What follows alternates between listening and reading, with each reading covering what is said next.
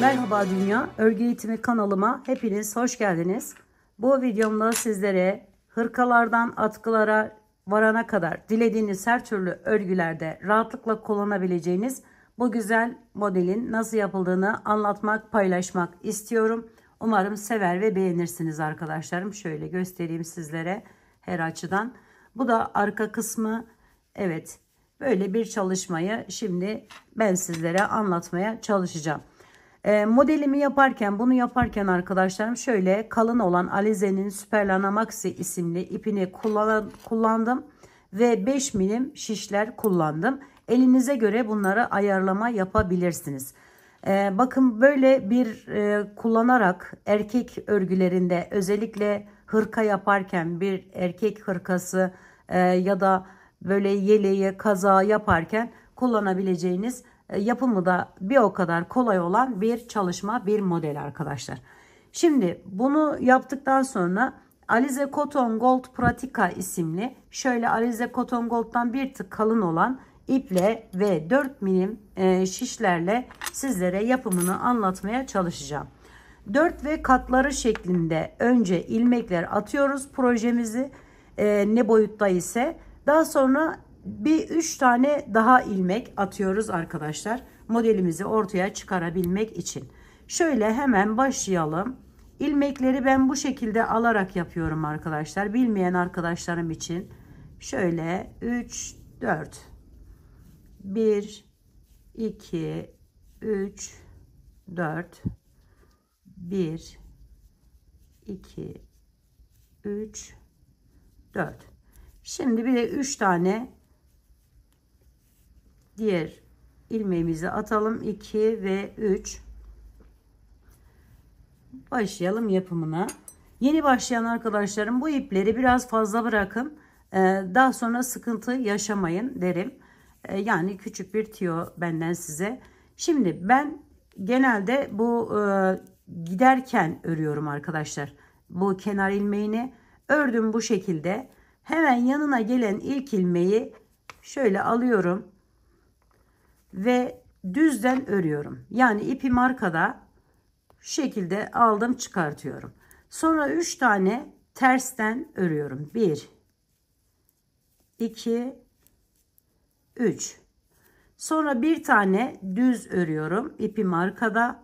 İpimi öne alıp 3 tane yine tersten örüyorum.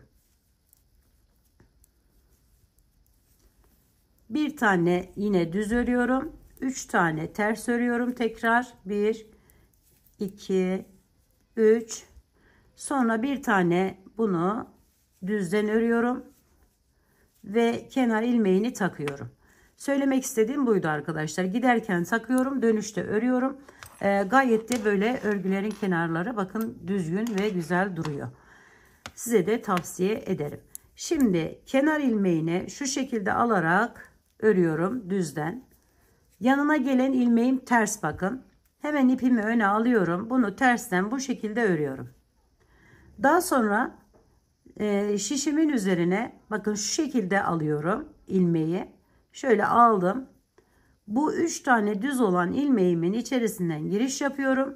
Üçünü birlikte bu şekilde alıyorum. Şöyle.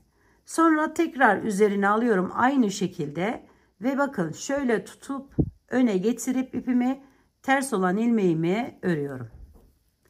Sonra yine üzerine aldım. Buradan üçünü birlikte alıyorum. Şu şekilde örüyorum. Sonra üzerine alıp aradaki tersi örüyorum.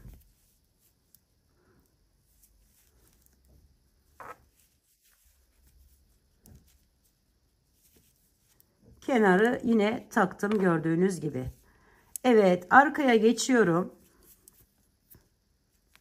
Bebek örgülerinde de çok güzel ve kullanışlı bir model arkadaşlar. Şöyle aldım bakın kenar ilmeğine. Yanında düz olan ilmeğin, bu hiç değişmiyor arkadaşlar. Bu da arkada düz, önde tersten örüyoruz. Şimdi burası çok önemli. Bakın şöyle arttırdığımız ilmeğimiz bu bir tanesi. Bir tanesi ortadaki kestiğimiz ilmeğimiz, bir de diğer arttırdığımız ilmeğimiz. Şimdi bu ikisini geçiyoruz. Bu üçüncüye geliyorum. Bakın şöyle ilk arttırdığım ilmeğime bunu tersten bu şekilde örüyorum.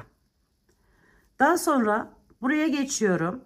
İlk son olan, yani buraya göre ilk olan ilmeğin içinden alıp bu şekilde tersten örüyorum ve çıkarttım.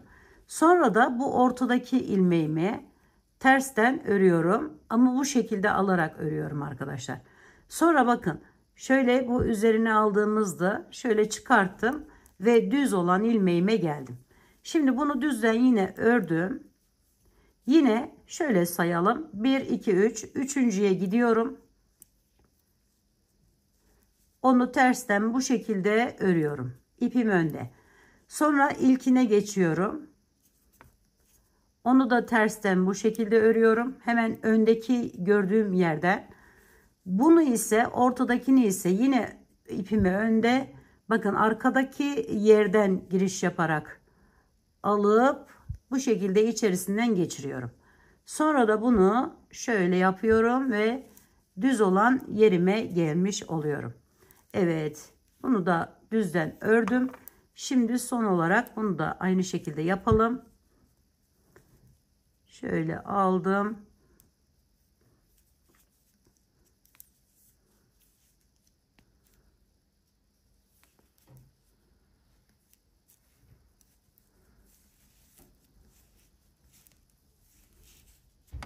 Kenar ilmeğini de taktım arkadaşlarım. Bakın, ilk yerimizi yapmış olduk.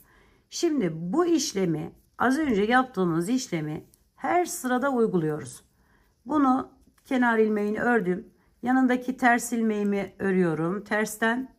Sonra üzerine bu şekilde alıyorum ve bu 3 ilmeği birlikte alıp içinden bir tane ilmek çıkartıyorum. Şöyle. Tekrar bir tane daha artım yapıyorum ve aradaki ters olan ilmeğimi örüyorum. Artım yapıyorum. Üçünü birlikte örüyorum.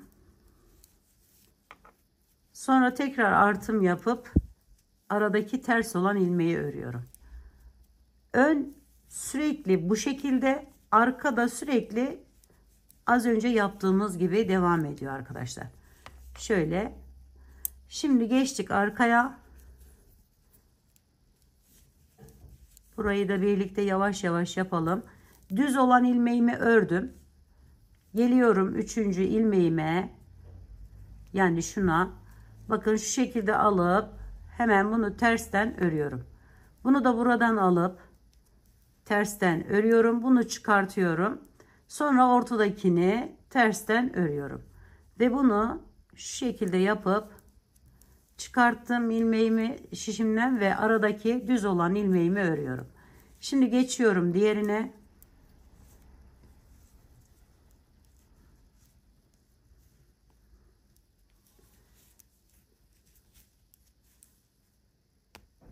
Bütün işlem arkada yapılıyor arkadaşlar. Arkadan yapılan bir model. Şöyle bakın, geldik sonuncuya. Onu da aynı şekilde buradan aldım.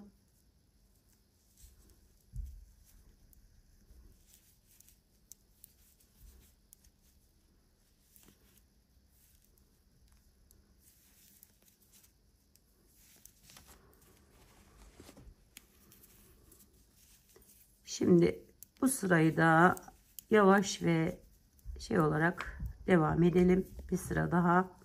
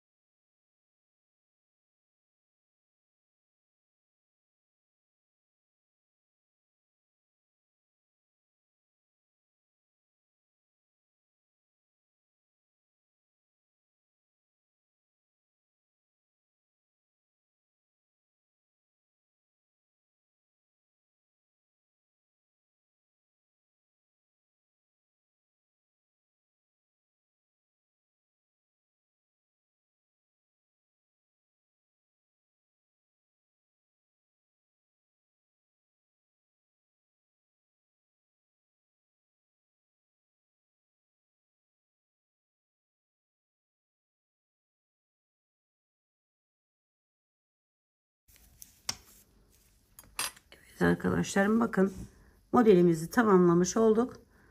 Sanırım anlaşılmıştır. Bakın şöyle bir görüntü elde ediyoruz. Eğer alizenin herhangi bir ipini kullanıyorsanız, ütü yaparsanız arkadaşlar böyle daha güzel ve daha şey duruyor. Onu da söylemeden geçmeyelim. Yeni başlayan arkadaşlarım için özellikle tavsiye ederim. Hafif böyle bir el ütüsü yapmalarını. Yapacak olan arkadaşlarıma şimdiden kolaylıklar diliyorum. Örgü eğitimi kanalıma abone olmayı, beğenmeyi, yorum yapmayı, paylaşımda bulunmayı unutmazsanız çok mutlu olurum arkadaşlar. Bir dahaki en güzel, en değişik, en farklı örgü modellerinde görüşmek üzere. Hoşça kalın, sağlıkla kalın, Allah'a emanet olun.